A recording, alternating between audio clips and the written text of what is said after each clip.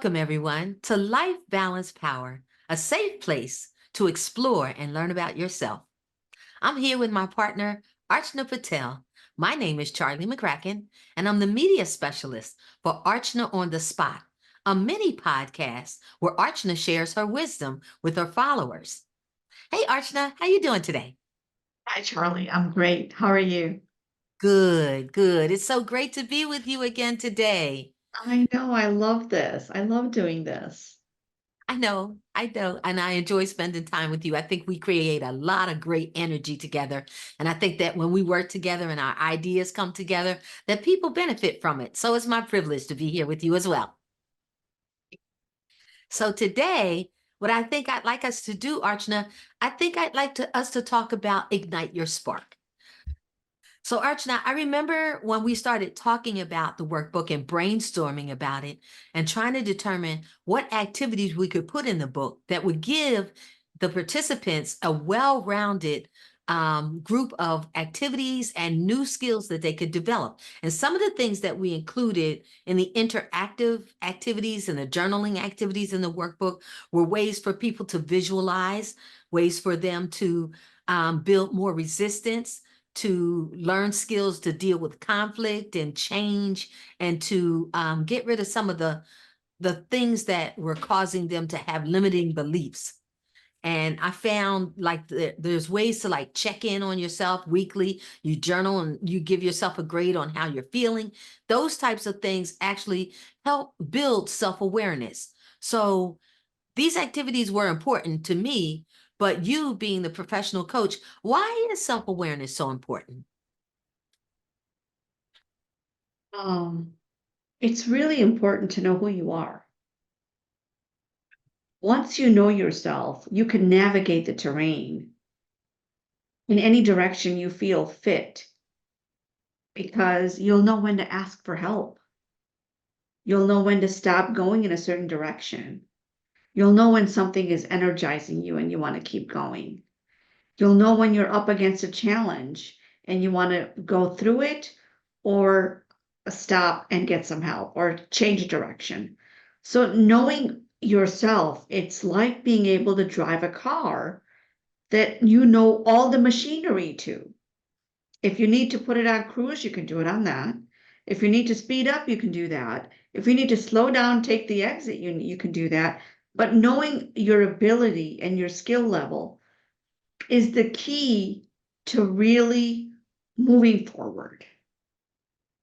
Sometimes we take on more than we can handle, and we think that it's somebody else that created that mess. But no, we might have gotten overzealous and excited about something, we took it on. And if we had known that we had limits, then we would have stopped ourselves and said, no, this is what I could do. It's knowing what you are capable of and staying in your own strength to be able to learn through things. We all want to be unlimited. We all want to have everything. We want the freedom. We want to be able to fly. But sometimes you have to crawl. A baby needs to crawl. Then you have to sit and wait. So self-awareness gives you the awareness of when to go, when not to go, when to speed up, when to slow down, when to stop and turn around and go back. You're not trying to impress anybody else.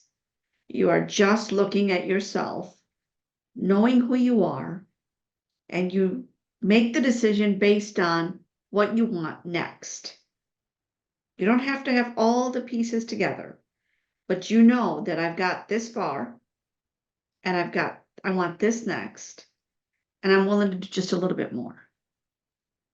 So we don't stretch so much that we fall into the canyon or the pit or something, right?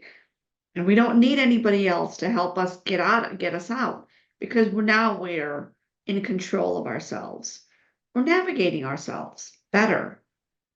We know what the tools are, we know what the upgrades are, we know what we're doing, where we're going. It's really the key. It's really the key. It's coming back to self. The self-awareness is really coming back to self. Stop looking for answers out there. Come back to where you already are and then move forward. That's really self-awareness. Come back to where you really are right now. Get to the reality of where your talent, strength, intelligence, skill level is, and start there. Then build on that, and then expand from the center out. So self-awareness is really important. You need to know where you are. If you want to go anywhere, you need to know what's your starting point. So that helps you in your starting point. Great. That's good. I like how you always talking about being centered. And, you and I have been talking a lot about it because you introduced me to it, and I'm still learning it for myself because I'm one of those people that does what you said at the beginning. Because I'm not aware of certain things that are going on within myself, I don't always ask for help. And that's been a problem. I also sometimes allow other people to stretch me. And one of the things that I've learned from you and that we share in the Ignite Your Spark book is that it's all about self-care. So I think that having that self-awareness, you know when to stop and to give yourself self-care. So what's your take on that? Self-care Yeah. is really the only person you're ever going to be with is yourself for all of your life, from birth to death. Everybody else will come and go. They're temporary, but you're the one that comes in, born into the body, and you're the person that goes when the body is gone. So you are with the self the whole time, making really good friendship with the self that you're already with. It's really important. It's the person that's going to look out for you when everything is said and done. And so, no doubt, it is really great to have good friends, family, uh, partners, and where we spend lovely time together. But at the end of the day, we're with ourselves, and how we treat ourselves really is how everybody else treats us too. So if we allow ourselves to stretch when we can't, then everybody else think, oh, she can do that. They'll ask us to do it some more, right? And if we commit to something that we really know we can't do, or we eat something that we know is not good for our body, or we go out of our way for somebody else when we really do not, oh, it's not convenient, or it's not right for us. We don't really feel it in the moment because we're trying to impress, belong, get along, be liked, all this stuff. But we do, once we begin to see how it affects our body, we start looking at it and start taking care of ourselves, and we start saying no. Now the self is really caring for ourselves. That's what we want. That child is looking for us to say, hello, can you look out for me? Can you take care of me? Can you be kind to me? And could you imagine a world where everybody was kind to themselves first? That alone transforms the whole planet. If Wow. we're kind to ourselves first, we will naturally be kind to others. We will naturally be fulfilled. We will naturally be responsible for our own well-being. We won't put that burden on anybody else. That changes the whole terrain. That, and it starts from the inside out. So once we start there, the world starts looking better and better, because the only time we see something out there is because we're not giving it to ourselves in here. Mm. If we're hungry, we're going to see everybody hungry or starving or helpless or whatever that is, right? But if we nourish ourselves, then we attract other people. We can see that everybody can nourish themselves if they start taking care of themselves, if they start feeding them, they start being kind to themselves. then we allow other people to be kind to themselves too. I create space for other person to speak for what their wants and needs are because I speak up for my wants and needs. We don't really clash. There isn't a shortage where if I take it from somebody, the other person doesn't have it. They have what they need in the moment. We all do have what we need in the moment. We don't have it all the time, and we all don't have it together all the time, because that wouldn't really be a realistic way of living either. If it was sunny all the time and there was no darkness, we wouldn't sleep. There's no rest. If it was dark all the time and there was no sun, we wouldn't know what it would feel like to be, frolicking and enjoying the sun and really. So it is a dualistic world, but we can figure out how we can give by giving to ourselves first. So I think that's important. It is. It really is. I like that you said that in the caring for yourself, the self-care, when you're kindness to yourself, then you'll be in a position to have space to be kind to other people. And you're right, that would change the planet. That would be ideal. Right. And because compassion and kindness is something that we often overlook in our busyness and in our attending to other people. And like you said, in our seeking approval from other people, which is Right. something I am really proud that I'm so comfortable with myself. I'm getting to the point where I'm just okay with myself. And if you're not okay with me, I'm okay with that. And that's the kind of, Right. that's what I had to do for myself to pull myself back and start loving myself and being kind to myself because people aren't kind to you all the time. And sometimes Oh, we wear that weight, you know? right. Mhm. Right. And we can see that they're not kind to us because they're not kind to themselves. They're Right, hurting. Something is hurting them. They're looking for somebody else to make them feel better, soothe, make it easier for them, whatever that would be, right? And right, so they're looking on somebody external to meet their needs. It's a very childlike perspective, right? Waiting for the world to take care of you is a childlike perspective. And sometimes that works when you're a child. When you're an adult, it doesn't work anymore. So yeah, I think as we grow and when we're kinder to ourselves and becoming self-awareness is a practice and a uh takes some doing. Once we do that and starts being kind to ourselves, it's the key to self-growth, awareness, love, uh, a way of how we can transform the world. It starts at the center of us. So that's it's just natural to me. I think that's right, how it should be natural. right. And I like that. I remember one time you said something to me that everything is as it should be. And Right, I learned from that, that based on where people are in their hearts and in their mind, how they love and care for themselves, how they feel accepted by themselves, then that's the energy that they put out to the world. right, And you are actually teaching me that when I have that positive energy, I'm going to attract that same energy to me. So right, in learning to care for myself and love myself independent of any other human being, that I would exude that type of energy and the things that I wanted and I needed would come to me. And I right. thought that was a really great lesson. Can you tell us a little bit more about that? Because when you first said it to me, I wasn't open to receive it. When you said everything is as it should be, explain that how you Right. to me. Well, I thought for a long time, I thought I wanted to change the world. And I was looking for ways of how I can change the world. And a lot of people will market that I want to change the world. I want to do this to change the world. I want to do this to change the world.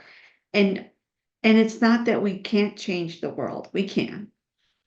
But first we change ourselves to change the world. So when we come from a space of centered in ourselves and calmer and being comfortable with our own skin, then naturally who we are changes the world. And we think we have to do something to change the world. And we probably do, but we naturally do it when we're ourselves. So if somebody's upset and you're around them, they feel better, or you talk, use naturally conversations come up and you speak up on a topic and you appreciate their perspective without putting them down. It helps to open minds and conversation and possibilities. So that creates space. And I love space. I love space. So that allows the fluidity and possibilities to pass through. We're not stuck on any right way and a wrong way. We can talk about the wrong way too. It'll pass. Right. So here's my thought on this, right? Imagine you're at the Price is Right and the wheels going on, and every day is there's always a good price and a bad price, and but the thing is, everything passes. The good stuff passes and the bad comes, and the bad passes and the good stuff comes. So if you just let it be, it'll pass faster than if you try to mess with it. It's just moving through. It's like a wave that's just, you let it ride and pass through. And once it passes, you can appreciate it, you can be done with it, you can want it some, I mean, if it's good, you probably want it to come back. The thing is that we all want to hold on to the good stuff. And when the bad stuff comes, we don't want to, we just freeze, and I do too. I don't want the bad stuff coming to me. If I'm resisting something, I don't want it. But if I let it come through and let it pass through me, then one, I've lived through it, so it didn't break me. And second, it's gone. Now the sun is out. So, okay, the sun is out, enjoy the sun. We're in Georgia. And I had a friend that came and stayed with me. And my rule is one thing: when the day is sunny, I'm outside. I am not working inside. I am not complaining. I am outside enjoying the sun. I chase the sun. I do. Because when it's rainy, I know where I'm supposed to be, inside. I don't mind the rain because I enjoyed the sun. So that's exactly how I handle it. Is if you let things pass through, it always it passes. If you try to fix it and make right and do all this stuff, well, it's a lot of energy, but you could just let it wait and pass through. So that's what I do. Yeah, I like that. Just letting it, keeping that space and letting it pass through. And that's one of the things that we talk about in Ignite Your Spark. There's a whole section on resilience. And that resilience, I think you were telling me, really sets us up to handle the bad stuff better. Can you talk a little bit more about that? Yeah, I think we had it on there where we journaling Yep. in the resilience, when we're journaling and really, it's just this stuff that comes out, in our personal space, where it just, you're afraid of something, all the fears and all that stuff that comes out. If you start journaling it, it's out. It has an outlet. It's a way out. And you're specific about it. You're getting all the details of all, how do you feel? And it's a good friend, but it's not something that you have to share with anybody. So what I've done in the past is, I remember I used to journal, and journaling wasn't a problem for me, but there were some parts of me that were really, really scared to even put it on paper, Wow. because some parts of us are so scared of other people finding out, our little inhibitions or insecurities or fears that are, or even our deepest desires that we don't want anybody else to see. And I wanted to journal it because I really needed to write it down. There was so much coming through.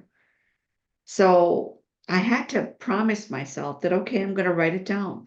But once I write it down, I'm going to burn it. Okay. I And like, so 2 o'clock in the morning, that was my decision. I'm gonna do the outlet and then I'm gonna burn it. And that gave me the freedom to say exactly what I was feeling in there. Everything. I put it down. I probably wrote 6 pages all the way through. Just kept writing, writing, writing, writing, writing. Then I ripped it up.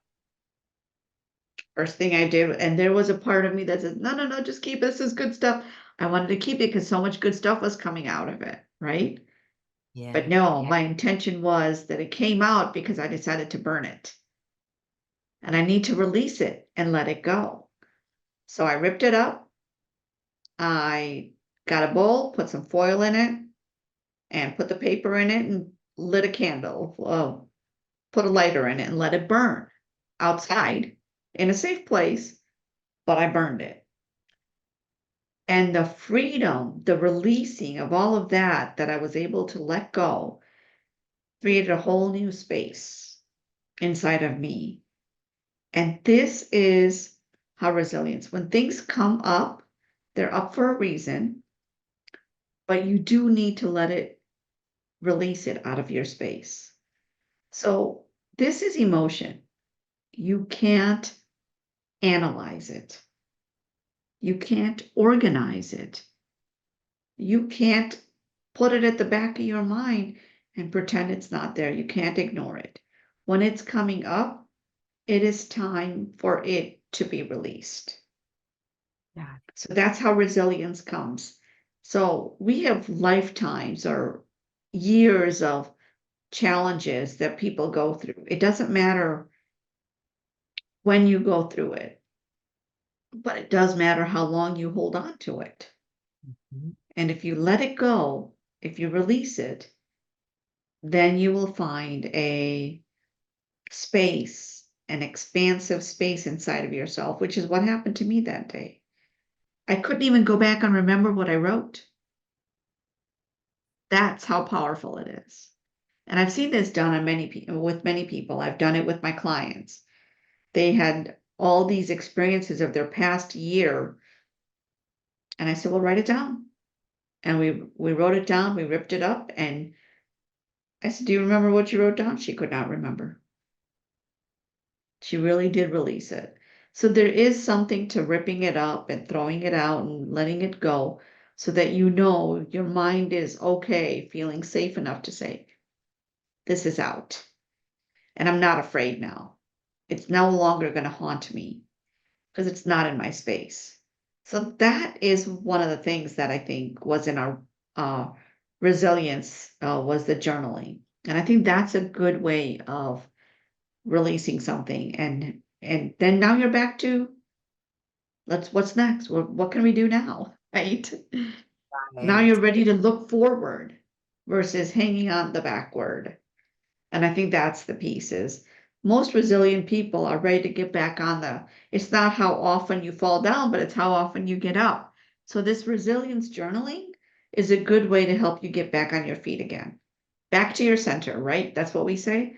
You want to be able to start where you are and start looking forward. If something's pulling you backward, you're hanging on to something. If somebody's bothering you, you're hanging on to something. So you could do this every day. Write it out or rip it up, throw it out. You can shred it, you can burn it, whatever it would be. But it creates like a canvas of a clear space every time you do it. Well, when you're a business owner, do it every day.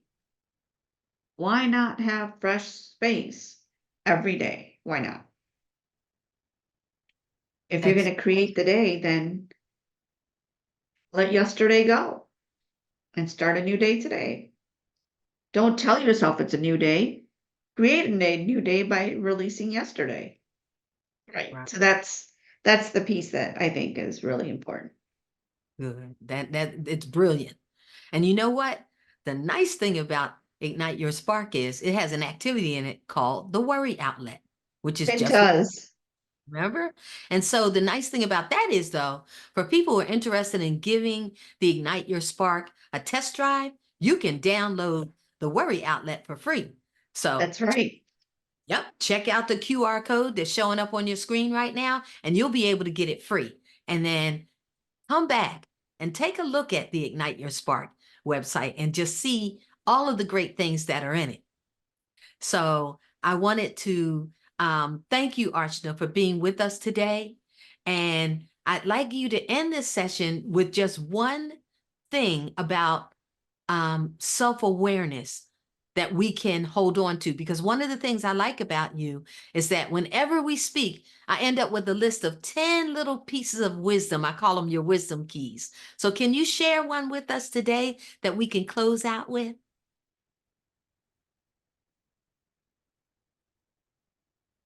So I think we're all self-aware to some degree, and we all have things that are not aware about ourselves. So we all can expand and grow in that self-awareness.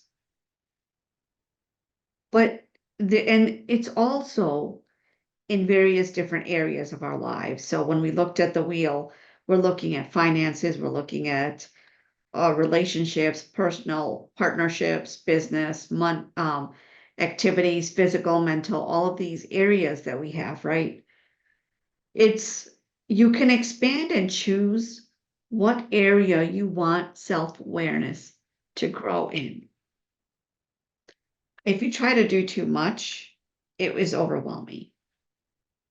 But the key things I would say is pick an area in your life that's on the wheel that you want to focus on, and then get your bearings of where you are right now. So you have an idea of where you want to be in that topic. And then you have an idea of, then you take a measure of where are you really. So for example, in your business, if you're at the new phase, you're at the starting point. There's a lot to learn. So if you want to get to the end of a 10, if you have a vision of being a business owner that is stable and solid and strong, you know there's growth that's going to need to happen. But you know where you are. You're at the beginning. You're doing the research and finding the right business for you. You've got some data, whatever that is. That is the key, is to knowing where you're at. And then you can actually step it out. Instead of trying to go to the end, don't go to the end now.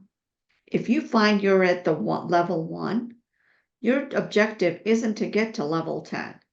Not yet. What you're learning is how to get to level 2. And 2 could be too much. Level 2 alone could be a whole year. That awareness has to be there, that I'm learning about the business, I'm learning about myself, I'm learning about how I operate in the business, how I manage. Now in business, all different areas will come in. But just that focus right there is enough to keep you busy and keep you paying attention to how you're handling yourself. Now you're measuring yourself. Now it could be just 1.1. Doesn't even have to be 2. That 1 to 2 can be broken down into 10 different measurements, right? Then you can go to 1.1, 1.2, 1.3. The reason why I say this is because we actually achieve as far as we can see ourselves being there. So if you're at 1, you can easily see yourself at 1.1. It's not going to be that hard. It's going to feel effortless. And now it's even enjoyable because the stress isn't there. If you're trying to get to be a 10 and you're upset yourself because you're only at a 1 and all you see is a lot of work in front of you, that would be frustrating. That actually is not really supportive to being kind to yourself. So if you're doing at 1 and you want to go to 1.1, so okay, I want to pick I want to do business in health. Okay, great. What area? So that alone is just that 1.1 is really simple. Now you have to really get to know yourself. What do you like? What you don't like? Self-awareness. How deeply do you want it? How badly do you want this? Are you doing it for money? Are you doing it for helping people? Are you looking for approval? You know, your image of you, which part of you wants this and why? And then you find out there's a reason for you to move forward. And you might find out it doesn't excite me at all. You might get into it like, nah, this is not me. I'm one of those people. I don't know if something is going to work for me or not until I step into it. So I step into it and then it'll tell me keep going or stop. But I have to give myself enough time to recognize, yeah, okay, this isn't it. It doesn't feel like that at all. It doesn't matter. But the truth is, I'm trusting myself. The person that I'm most caring about is the one I'm living with, me, right? And it takes 99% of the issues, concerns, problems out of the way. Now it's my journey, it's my destination, it's my path, and it's my process. The awareness is it happening exponentially for me, whether you see the needle moving or not. And for a long time, outside needle doesn't move for a long time if you're doing internal work. Right. So the success seems like it's all of a sudden. I have a business and all of a sudden it looks like it got better. But all of a sudden is really years of work Right. underneath it, right? Now it feels like, oh, everybody can see it. But it wasn't all of a sudden when I was going through it. There were so many people that said, are you sure this is for you? Is this your thing? But I knew one thing. It was an internal decision, and the decision was for me to grow as a human being, and it was the right reason for me to do it. I knew very clearly that business is about personal growth, and I use the business to grow myself to be the kind of person I wanted to be. So it served its purpose.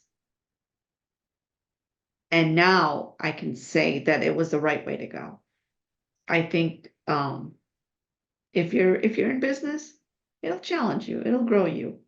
So that self-awareness will kick in, but you can measure it. Everybody doesn't have to do it.